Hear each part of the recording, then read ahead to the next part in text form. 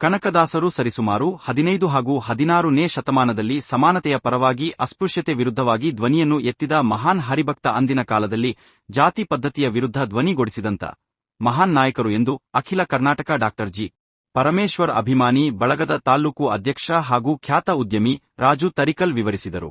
ಹುಣಸೂರು ಪಟ್ಟಣದ ತಮ್ಮ ಕಚೇರಿಯಲ್ಲಿ ದಾಸರಲ್ಲಿ ದಾಸ ಶ್ರೇಷ್ಠ ಕನಕದಾಸರ 538ನೇ ಜಯಂತಿಯ ಅಂಗವಾಗಿ ಸಮಸ್ತ ಜನತೆಗೆ ಶುಭ ಕೋರಿ ಮಾತನಾಡಿದ ಅಧ್ಯಕ್ಷರು, ಕರ್ನಾಟಕ ಸಂಗೀತದ ಪಿತಾಮಹ ಎಂತಲೂ ಜನಪ್ರಿಯ ಹೊಂದಿದ್ದು, ಇವರು ಅಂದಿನ ಕಾಲದಲ್ಲೇ ಜಾತಿ ಪದ್ಧತಿಯ ವಿರುದ್ಧ ಧ್ವನಿಯನ್ನು ಎತ್ತಿದ್ದು, ತಮ್ಮ ಕೀರ್ತನೆಗಳ ಮೂಲಕ ಜನರಲ್ಲಿ ಜಾಗೃತಿಯನ್ನು ಮೂಡಿಸುವಲ್ಲಿ ಪ್ರಮುಖ ಪಾತ್ರ ವಹಿಸಿದ ಮಹಾನ್ ಚೇತನ ಎಂದು ಹೇಳಿದರು.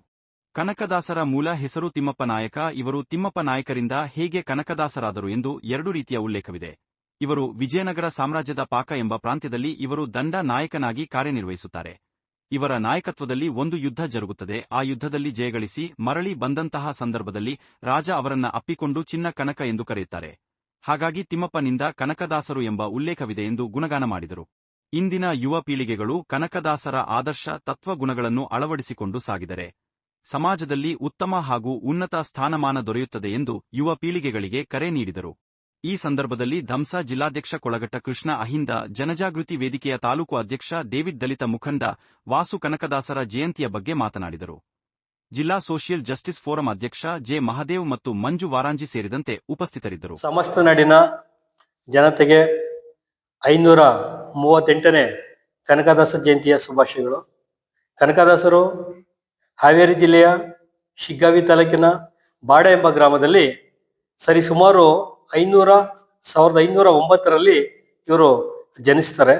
ಇವರ ತಂದೆ ಹೆಸರು ಬೀರಪ್ಪ ನಾಯಕ, ತಾಯಿ ಹೆಸರು ಬಚ್ಚಮ್ಮ ಅಂತೇಳಿ. ಇವರ ಕುಲದೇವರು ತಿರುಪತಿ ತಿಮ್ಮಪ್ಪ ಅಂತೇಳಿ. ಇವರ ಅಂಕಿತ ನಾಮ ಆದಿಕೇಶವ, ಕಾಗಿನೆಲೆ ಆದಿಕೇಶವ ಅಂತೇಳಿ ಇವರ ಅಂಕಿತ ನಾಮ. ಕನಕದಾಸರು ಸರಿಸುಮಾರು 15 ಮತ್ತು 16ರ ಶತಮಾನದಲ್ಲಿ ಸಮಾನತೆಯ ಪರವಾಗಿ ಮತ್ತು ಅಸ್ಪೃಶ್ಯತೆ ವಿರುದ್ಧವಾಗಿ ದನಿಯನ್ನು ಎತ್ತಿದಂತ ಮಹಾನ್ ಹರಿಭಕ್ತರು. ಇವರು ಅಂದಿನ ಕಾಲದಲ್ಲೇ ಜಾತಿ ಪದ್ಧತಿ ವಿರುದ್ಧ ದನಿಗೂಡಿಸಿದಂತ ಮಹಾನ್ ನಾಯಕರು. ಇವರನ್ನ ಕರ್ನಾಟಕದ ಸಂಗೀತ ಪಿತಾಮಹ ಅಂತ ಕೂಡ ಕರಿತೀವಿ. ಕನಕದಾಸರು ಇವರ ಮೂಲ ಹೆಸರು ತಿಮ್ಮಪ್ಪ ನಾಯಕ ಅಂತೇಳಿ. ಇವರು ಹೇಗೆ ತಿಮ್ಮಪ್ಪ ನಾಯಕನಿಂದ ಕನಕದಾಸರಾದ್ರು ಅಂತ ನೋಡೋದಾದ್ರೆ ಇದಕ್ಕೆ 2 ಉಲ್ಲೇಖ ಇದೆ. ಮೊದಲನೇ ಉಲ್ಲೇಖ ಏನ್ ಹೇಳುತ್ತಂದ್ರೆ, ಇವರು ವಿಜಯನಗರ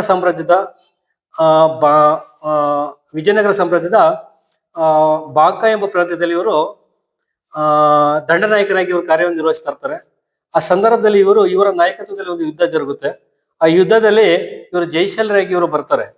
ಬಂದಂತ ಸಂದರ್ಭದಲ್ಲಿ ಆ ರಾಜ ಬಹಳ ವಿಜಯೋತ್ಸವದಿಂದ ಕನಕದಾಸರನ್ನ ಹಪ್ಕೊಂಡು ಕನಕ ಚಿನ್ನ ಅಂತೇಳಿ ಅವ್ರನ್ನ ಕರೀತಾರೆ. ಹಾಗಾಗಿ ಇವರು ತಿಮ್ಮಪ್ಪ ನಾಯಕರಿಂದ ಕನಕದಾಸರಾದ್ರು ಎಂಬುದರ ಬಗ್ಗೆ ಇತಿಹಾಸದಲ್ಲಿ ಇದ್ರ ಉಲ್ಲೇಖ ಇದೆ. ಮತ್ತೊಂದು ಉಲ್ಲೇಖ ಏನ್ ಹೇಳುತ್ತಂದ್ರೆ, ಇವರು ತನ್ನ ಮನೆಯನ್ನ ಕಟ್ಟುವಂತ ಸಂದರ್ಭದಲ್ಲಿ ಇವರು ಹದಿಯನ್ನ ತೋಡ್ತಾ ಇರ್ತಾರೆ. ಆ ಹದಿ ತೋಡೋ ಸಂದರ್ಭದಲ್ಲಿ ಇವ್ರಿಗೊಂದು ಚಿನ್ನ ಸಿಗುತ್ತೆ. ಆ ಸಿಕ್ಕಂತ ಚಿನ್ನ ಅವ್ರು ಏನ್ ಮಾಡ್ತಾರೆ ಅಂದ್ರೆ ಪ್ರತಿಯೊಬ್ಬರಿಗೂ ಅವರು ಹಂಚ್ತಾರೆ. ಹಾಗಾಗಿ ಜನ ಆ ಚಿನ್ನ ಸ್ವೀಕಾರ ಮಾಡಿದಂತ ಜನಗಳು ಇವ್ರಿಗೆ ಚಿನ್ನ ಕನಕ ಅಂತೇಳಿ ಇವ್ರನ್ನ ಕರೀತಾರೆ. ಹಾಗಾಗಿ ಇವ್ರನ್ನ ಕನಕದಾಸರು ಎಂಬುದಾಗಿ ಇವರ ಹೆಸರು ಬದಲಾವಣೆ ಆದಂಥದ್ದು. ಇದು ಉಲ್ಲೇಖ ಇರುವಂಥದ್ದು. ಕನಕದಾಸರು ಸರಿಸುಮಾರು 15 ಮತ್ತು 16ರ ಶತಮಾನದಲ್ಲಿ ದಾಸ ಪರಂಪರೆಯಲ್ಲಿ ಸರಿಸುಮಾರು 250 ದಾಸ ಪರಂಪರೆ ಇರ್ತಾರೆ. ಅದರಲ್ಲಿ ಯಾರಾದ್ರೂ ಒಬ್ರು ಅಸ್ಪೃಶ್ಯರು, ಒಬ್ರು ದಾಸ ಹರಿಭಕ್ತರು ಇದ್ರು ಅಂದ್ರೆ, ದಾಸ ಪರಂಪರೆ ಇದ್ರು ಅಂದ್ರೆ ಅದು ಕನಕದಾಸರು ಅಂತೇಳಿ. ಯಾಕಂದ್ರೆ ಎಲ್ಲರೂ ಕೂಡ ಸವರ್ಣೀಯರು ಇರ್ತಾರೆ. ಆ ಸಂದರ್ಭದಲ್ಲಿ ಹರಿಭಕ್ತರಾಗಿದ್ದಂಥವ್ರು ಇವರು ಒಮ್ಮೆ ಇವರ ಗುರುಗಳು ವ್ಯಾಸರಾಯರು ಅವ್ರ ಸಲಹೆಯ ಮೇರೆಗೆ ಇವರು ಒಮ್ಮೆ ಶ್ರೀಕೃಷ್ಣ ಪರಮಾತ್ಮನ, ಉಡುಪಿಯ ಶ್ರೀಕೃಷ್ಣ ಪರಮಾತ್ಮನ ದರ್ಶನಕ್ಕೆ ಅಂತ ಹೋಗ್ತಾರೆ. ಆ ಹೋದಂತ ಸಂದರ್ಭದಲ್ಲಿ ಇವರು ಕೂಡ ಅಸ್ಪೃಶ್ಯತೆಯನ್ನು ಅನುಭವಿಸುವಂತ ಒಂದು ಸಂದರ್ಭ ಒದಗಿ ಬರುತ್ತೆ. ಯಾಕೆಂದ್ರೆ ಆ ದೇವಸ್ಥಾನದ ಒಳಗಡೆ ಇವ್ರಿಗೆ ಪ್ರವೇಶವನ್ನ ನಿರಾಕರಣೆ ಮಾಡ್ತಾರೆ. ಆ ನಿರಾಕರಣೆ ಮಾಡಿದ ಸಂದರ್ಭದಲ್ಲಿ ಕನಕದಾಸರು ಆ ದೇವಸ್ಥಾನದ ಗರ್ಭಗುಡಿ ಹಿಂಭಾಗದಲ್ಲಿ ಹೋಗಿ ಶ್ರೀಕೃಷ್ಣ ಪರಮಾತ್ಮನ ಇವರು ಅಗಾಧ ಹರಿಭಕ್ತರು. ಆ ಸಂದರ್ಭದಲ್ಲಿ ದೇವಸ್ಥಾನದ ಹಿಂಭಾಗದಲ್ಲಿ ನಿಂತು ಆ ದೇವರನ್ನ ಪ್ರಾರ್ಥನೆ ಮಾಡೋ ಸಂದರ್ಭದಲ್ಲಿ ಆ ಶ್ರೀಕೃಷ್ಣ ಪರಮಾತ್ಮ ಅಲ್ಲಿ ಪೂಜೆ ಮಾಡುತ್ತಿದ್ದಂತಹ ಆ ಪೂಜಾ ಅರ್ಚಕರನ್ನು ಬಿಟ್ಟು ಶ್ರೀಕೃಷ್ಣ ಪರಮಾತ್ಮ ಈ ಕನಕದಾಸರಿಗೆ ಆ ಗೋಡೆನ ಹೊಡೆದು ಆ ದರ್ಶನವನ್ನ ಕೊಡ್ತಾರೆ. ಹಾಗಾಗಿ ನಾವು ಇಲ್ಲಿ ಅರ್ಥ ಮಾಡ್ಕೋಬೇಕು, ಇವರು ಎಷ್ಟು ಪ್ರಮಾಣದಲ್ಲಿ ಇವರು ಆ ಹರಿಭಕ್ತರಾಗಿದ್ರು ಕನಕದಾಸರು ಅಂತೇಳಿ. ಹಾಗಾಗಿ ಮತ್ತೊಂದು ಅಂಶ ನಾವೇನ್ ಗಮನಿಸ್ಬೇಕು ಅಂದ್ರೆ, ಈ ಜಾತಿ ಅನ್ನೋದನ್ನ ಇದು ದೇವ್ ಸೃಷ್ಟಿ ಅಲ್ಲ, ಮಾನವ ಸೃಷ್ಟಿ ಎಂದು ಕೂಡ ನಾವು ಅರ್ಥ ಮಾಡ್ಕೋಬೇಕಾಗುತ್ತೆ. ಒಂದ್ ವೇಳೆ ಮಾನವ ಸೃಷ್ಟಿಯಾಗಿದ್ರೆ ಆ ಭಗವಂತ ಅವ್ರಿಗೆ ಆ ಕಿಂಡಿಯನ್ನ ಹೊಡೆದು ಗೋಡೆಯನ್ನ ಹೊಡೆದು ಅವ್ರಿಗೆ ದರ್ಶನ ಕೊಡುವಂತ ಅವಶ್ಯಕತೆ ಏನಿರ್ತಿರ್ಲಿಲ್ಲ. ಇವರು ಇಷ್ಟು ಪ್ರಮಾಣದಲ್ಲಿ ಅಗಾಧ ಹರಿಭಕ್ತರು ಅಂತ ಇದರಿಂದ ಒಂದು ಸ್ಪಷ್ಟ ಉದಾಹರಣೆ ಆಗುತ್ತೆ. ಇವರು ಮತ್ತೆ ವೈರಾಗ್ಯವನ್ನ ತಾಳಿ ಇವರು ಹರಿಭಕ್ತರಾದಂತ ಒಂದು ನಿದರ್ಶನ. ಮತ್ತೆ ಅವರು ವೈರಾಗ್ಯ ತಾಳಿ ಇವರು ಹರಿಭಕ್ತರಾದ ಸಂದರ್ಭದಲ್ಲಿ ಸುಮಾರು 316 ಇವರು ಕೃತಿಗಳನ್ನ ರಚನೆ ಮಾಡಿದ್ದಾರೆ. ಅದರಲ್ಲಿ ಪ್ರಮುಖವಾಗಿ ಮೋಹನ ತರಂಗಿಣಿ ಅಂತ ಬಹಳ ಪ್ರಮುಖವಾದಂಥದ್ದು. ಅದ್ರ ಜೊತೆಲಿ ರಾಮದಾನ ಚರಿತೆ ಅನ್ನೋದ ರಚನೆಯನ್ನು ಮಾಡಿದ್ದಾರೆ, ಕೀರ್ತನೆಗಳನ್ನ. ಜೊತೆಯಲ್ಲಿ ಹರಿಭಕ್ತ ಸಾರ ಚರಿತೆ ಅಂತ ಹೇಳಿ, ಮತ್ತೆ ನಳಪಾಕ ಚರಿತೆ ಅಂತ ಹೇಳಿ, ಇದು ಇವರ ಪ್ರಮುಖ ಕೃತಿಗಳಲ್ಲಿ ಬಹಳ ಪ್ರಮುಖವಾದಂಥವು ಅಂತೇಳಿ ಈ ಸಂದರ್ಭದಲ್ಲಿ ನಾನು ಹೇಳಕ್ಕೆ ಬಯಸ್ತೇನೆ. ಹೀಗಾಗಿ ಅವರ ಚಿಂತನೆಗಳನ್ನ, ಅವರ ಆದರ್ಶಗಳನ್ನ ಎಲ್ಲರೂ ಮುಂದಿನ ಪೀಳಿಗೆಗೆ ನಾವು ಸಮರ್ಪಣೆಯನ್ನು ಮಾಡೋಣ. ಮತ್ತೊಮ್ಮೆ ನಮ್ಮೆಲ್ಲ ಸಮಸ್ತ ನಾಡಿನ ಜನತೆಗೆ ಮತ್ತೊಮ್ಮೆ ನಾನು ಕನಕದಾಸರ ಜಯಂತಿಯ ಶುಭಾಶಯಗಳನ್ನು ಹೇಳಲಿಕ್ಕೆ ನಾನು ಬಯಸ್ತೇನೆ. ಧನ್ಯವಾದಗಳು. ಕನಕದಾಸರ ಜಯಂತಿಯ ಶುಭಾಶಯಗಳು ಈ ನಾಡಿನ ಸಮಸ್ತ ನಾಗರಿಕ ಬಂಧುಗಳಿಗೆ. ಕನಕದಾಸರು ಈ ದೇಶದ ಅಸ್ಪೃಶ್ಯತೆಯ ನಿರ್ಮೂಲನೆಗಾಗಿ ಹೋರಾಡಿದ ಮಹಾನ್ ನಾಯಕರು. ಎಲ್ಲರೂ ಸಹ ಸಮಾನತೆಯಿಂದ ಇರಬೇಕು ಅಂತೇಳಿ ಮೊದಲನಾಗಿ ಹೋರಾಟ ಮಾಡಿ ಎಲ್ಲ ಸಮಾನತೆಯನ್ನು ಈ ನಾಡಿಗೆ ಸಾರಿದಂಥವರು. ಇದೇ ರೀತಿ ಪ್ರತಿ ವರ್ಷ ಕನಕ ಜಯಂತಿಯ ಪ್ರತಿ ಸರ್ಕಾರದ ವತಿಯಿಂದಲ್ಲ, ಪ್ರತಿಯೊಬ್ಬರ ಮನೆಯಲ್ಲೂ ಸಹ ಕನಕ ಜಯಂತಿಯನ್ನು ಆಚರಿಸೋಣ ಅಂತೇಳಿ ಈ ಸಂದರ್ಭದಲ್ಲಿ ಕನಕದಾಸರ ಜಯಂತಿಯ ಶುಭಾಶಯಗಳನ್ನು ಹೇಳಲಿಕ್ಕೆ ಇಷ್ಟಪಡ್ತೀನಿ. ಬಂಧುಗಳೇ, ಸರ್ವ ತಾಲೂಕಿನ ಜನತೆಗೆ ಶ್ರೀ ಕನಕದಾಸರ ಜಯಂತಿಯ ಶುಭಾಶಯಗಳನ್ನ ತಿಳಿಸ್ತಾ, ಏನು ಈ ಹಿಂದೆ ನಮ್ಮ ಎಲ್ಲ ಪಿತಾಮಹರುಗಳು, ಮಹನೀಯರು ಹಾಗೂ ಗಣ್ಯರಾದಂತಹ ಕನಕದಾಸರಾಗಿರ್ಬೋದು, ಬಾಬಾ ಸಾಹೇಬ್ BR ಅಂಬೇಡ್ಕರ್ ಅವರಾಗಿರ್ಬೋದು, ವಾಲ್ಮೀಕಿಯವರಾಗಿರ್ಬೋದು, ಬಸವಣ್ಣವರಾಗಿರ್ಬೋದು, ಇವರೆಲ್ಲರೂ ಕೂಡ ಈ ಸಮಾಜದಲ್ಲಿ ಶಾಂತಿ ನೆಲೆಸಕ್ಕೆ ಒಂದು ಉತ್ತಮ ರೀತಿಯಲ್ಲಿ ಅವರ ಒಂದು ತ್ಯಾಗಗಳನ್ನ, ಅವ್ರ ಜೀವನನ ತ್ಯಾಗ ಮಾಡಿದಂಥ ಗಣ್ಯ ವ್ಯಕ್ತಿಗಳು. ಹಾಗಾಗಿ ಇತ್ತೀಚಿನ ದಿನಗಳಲ್ಲಿ ಪ್ರತಿಯೊಬ್ಬರು ಕೂಡ ಗಣ್ಯರನ್ನ ಸ್ಮರಿಸುವಂಥದ್ದು ಅವರವರ ಜಯಂತಿಗಳಲ್ಲಿ ನಮ್ಮೆಲ್ಲರ ಆರಾಧ್ಯ ಕರ್ತವ್ಯ ಅಂತ ನಾನಾದ್ರೂ ಭಾವಿಸ್ತಾ, ಸರ್ವಧರ್ಮದವರು ಕೂಡ ಪ್ರತಿಯೊಬ್ಬ ಏನು ಗಣ್ಯರಿದ್ದಾರೆ, ಬಾಬಾ ಸಾಹೇಬರಾಗಿರ್ಬೋದು, ಕನಕದಾಸರಾಗಿರ್ಬೋದು, ಬಸವಣ್ಣವರಾಗಿರ್ಬೋದು, ಅವ್ರೆಲ್ರೂ ಕೂಡ ನಾವೆಲ್ಲರೂ ಕೂಡ ಸಂಪೂರ್ಣವಾಗಿ ಮನ್ಸಾರೆ ಗೌರವಿಸ್ತಾ ಅವರ ಜಯಂತಿಗಳನ್ನ ಹಬ್ಬದ ರೀತಿಯಲ್ಲಿ ಒಂದು ಆಡಂಬರ ಮಾಡ್ತಾ ನಾವು ಆಚರಣೆ ಮಾಡ್ಬೇಕಂತ ಈ ಸಂದರ್ಭದಲ್ಲಿ ತಮ್ಮೆಲ್ರಿಗೂ ಮನವಿ ಮಾಡ್ತಾ, ಹಾಗಾಗಿ ತಮ್ಮೆಲ್ರಿಗೂ ಏನ್ ಈ ದಿನ ಕನಕದಾಸರ ಜಯಂತಿಯ ಪ್ರಯುಕ್ತ ಶುಭಾಶಯಗಳನ್ನ ತಿಳಿಸ್ತಾ, ನನ್ಗೆ ಮಾತಾಡಕ್ಕೆ ಅವಕಾಶ ಮಾಡಿಕೊಟ್ಟಂತ ತಮ್ಮೆಲ್ರಿಗೂ ವಂದಿಸ್ತಾ ಶುಭಾಶಯಗಳನ್ನ ಕೋರ್ತಾ ಇದ್ದೀನಿ. ಎಲ್ರಿಗೂ ಶುಭೋದಯ. ನಾಡಿನ ಸಮಸ್ತ ಜನತೆಗೆ ಕನಕದಾಸರ ಜಯಂತಿಯ ಆರ್ಥಿಕ ಶುಭಾಶಯಗಳು. ಮೊದಲನೇದಾಗಿ ಕನಕದಾಸರ ಜೀವನ ಮತ್ತು ಚರಿತ್ರೆಯನ್ನು ನೋಡುವುದಾದ್ರೆ, ಕನಕದಾಸರು ಹಾವೇರಿ ಜಿಲ್ಲೆಯ ಸಿಗ್ಗಾವಿ ತಾಲೂಕಿನ ಬಾಡ ಎಂಬ ಗ್ರಾಮದಲ್ಲಿ 1509ರಲ್ಲಿ ಜನಿಸ್ತಾರೆ. ಅವರ ತಂದೆ ವೀರಪ್ಪ ಮತ್ತು ತಾಯಿ ಬಚ್ಚಮ್ಮ, ಹಾಗೂ ಇವರ ಮೊದಲನೇ ಹೆಸರು ತಿಮ್ಮಪ್ಪ ನಾಯಕ.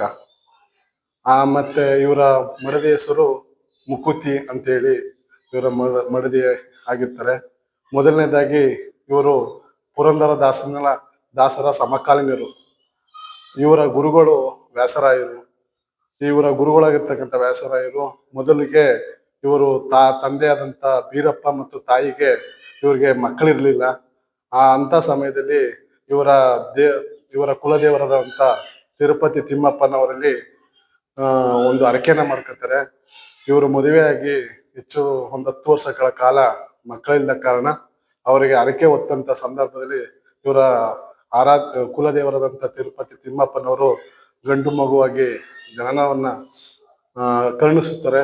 ಅಲ್ಲಿಂದ ತಿಮ್ಮಪ್ಪ ನಾಯ್ಕ ಕನಕನಾಯಕ ಕನಕದಾಸರಾಗಿ ನಾಮಕರಣ ಮಾಡ್ತಾರೆ. ಅಲ್ಲಿ 2 ಉಲ್ಲೇಖ ಇರ್ತಕ್ಕಂಥ ಸತ್ಯ. ಮಾಮೂಲಿ ಅವರು ಯುದ್ಧವನ್ನ ವಿಜಯನಗರ ಸಾಮ್ರಾಜ್ಯದಲ್ಲಿ ಯುದ್ಧವನ್ನ ಮಾಡ್ಬೇಕಾದ್ರೆ ಆಗ ಆ ಯುದ್ಧವನ್ನ ಜಯಿಸಿದ ಸಂದರ್ಭದಲ್ಲಿ ಅವರ ವಿಜಯೋತ್ಸವದ ನೆನಪಿಗಾಗಿ ಒಂದು ಹೊಸ ಮನೆಯನ್ನ ಕಟ್ಟಬೇಕು ಅಂತೇಳಿ ಆರಂಭ ಮಾಡ್ತಾರೆ. ಆಗ ಆ ಆರಂಭ ಮಾಡಿದಾಗ ಅದಿ ತೆಗಿಬೇಕಾದ್ರೆ ಅವರಿಗೆ ಚಿನ್ನ ನಿಕ್ಷೇಪಗಳು ಹೆಚ್ಚು ಕಡಿಮೆ ಒಂದು 10 ಅಂಡೆಗಳು ಚಿನ್ನ ಸಿಗುತ್ತೆ. ಆ ಚಿನ್ನದಲ್ಲಿ ಒಂದು ಈಗೇನು ಗ್ರಾಮ ಅಂತೀವಿ, ಅವತ್ತು ಒಂದು ಗುಲಗಂಜಿ ಅಂತ ಇರ್ತದೆ. ಆ ಒಂದು ಗುಲಗಂಜಿನೂ ಸುತ ಮಡಿಕಳದನೆ ಬಡವರಿಗೆ, ನಿರ್ಗತಿಕರಿಗೆ, ಊರಿನ ಪ್ರತಿಯೊಬ್ಬ ಹಿಂದುಳಿದವರಿಗೆ ಕೊಡ್ತಾರೆ. ಅಂತ ಸಂದರ್ಭದಲ್ಲಿ ಆ ಜನಗಳೇ ಅವರ ನೆನಪಿಗೋಸ್ಕರ ಇವರು ದಾನ ಮಾಡಿರ್ತಕ್ಕಂಥ ಉದಾಹರಣೆಯಿಂದ ಹಿಡಿದು ಅದಕ್ಕೆ ಅವರು ಕನಕ ಚಿನ್ನ ಅಂತೇಳಿ ನಾಮಕರಣ ಮಾಡಿ ಜನಗಳೇ ಕೊಟ್ಟಿರ್ತಕ್ಕಂಥ ಬಿರುದೋದು ಅವರಿಗೆ. ಆದ್ದರಿಂದ ತಿಮ್ಮಪ್ಪ ನಾಯ್ಕ ಕನಕದಾಸರಾಗಿ ಜೊತೆಗೆ ಸುಮಾರು 316 ಕೃತಿಗಳನ್ನ ರಚನೆ ಮಾಡ್ತಾರೆ. ಅದರಲ್ಲಿ ಮೋಹನ ತರಂಗಿಣಿ, ನಳಚರಿತ್ರೆ, ಹರಿಭಕ್ತ ಸಾರ ಚರಿತ್ರೆ, ಹಾಗೆ ಸುಮಾರು ಕೃತಿಗಳನ್ನ ಕೀರ್ತನೆಗಳನ್ನ ಸಿಕ್ಕಿರ್ತವೆ. ಕೊನೆಗೆ ನ್ಯೂ ಸಿಂಹೋತ್ಸವ ಅಂತ ಒಂದು ಕೃತಿನ ಬರೀತಾರೆ, ಅದ್ರ ಬಗ್ಗೆ ಉಲ್ಲೇಖ ಇಲ್ಲ.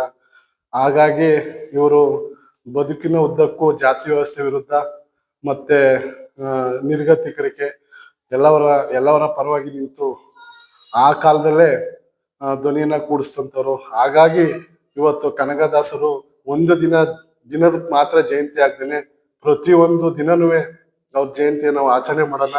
ಮತ್ತೆ ಅವರ ಉದ್ದೇಶ, ಗುರಿ ಮತ್ತು ಕೀರ್ತನೆಗಳು ಮತ್ತೆ ಜೊತೆಗೆ ಅವರ ಜೀವನದ ಆದರ್ಶ ಗುರಿಗಳನ್ನ ಪ್ರತಿಯೊಬ್ರು ನಾವು ಮೈಗೂಡಿಸ್ಕೊಳ್ಳೋಣ. ಹಾಗಾಗಿ ಅವರ ಜಯಂತಿ ಸಡಗರದಿಂದ ಸಂಭ್ರಮದಿಂದ ಕರ್ನಾಟಕ ಸರ್ಕಾರ 2008ರಿಂದ ಇವರ ಜಯಂತಿಯನ್ನ ಪ್ರಾರಂಭ ಮಾಡಿತ್ತು. ಹಾಗಾಗಿ ಇವರ ಜಯಂತಿ ದಿನವೂ ನಡೀಲಿ. ಎಲ್ಲರ ಜಯಂತಿ, ಮಹಾಗಣ್ಯರ ಜಯಂತಿ ದಿನವೂ ಒಂದು ದಿನ ಸೀಮಿತ ಆಗ್ದೇನೆ ದಿನವೂ ನಡೀತಾ ಇರಲಿ. ಅವರ ಜೀವನ ಸುಗಮವಾಗಿ ನಮ್ಮ ಯುವಕರಿಗೆ ದಾರಿ ದೀಪವಾಗಲಿ ಅಂತ ಹೇಳ್ತಾ ಮತ್ತೊಮ್ಮೆ ಕನಕದಾಸರ ಜಯಂತಿ ಸಂಭ್ರಮದಲ್ಲಿ ಆಚರಣೆ ಮಾಡಿ ಅಂತ ಹೇಳ್ತಾ ಧನ್ಯವಾದಗಳು. Thank you.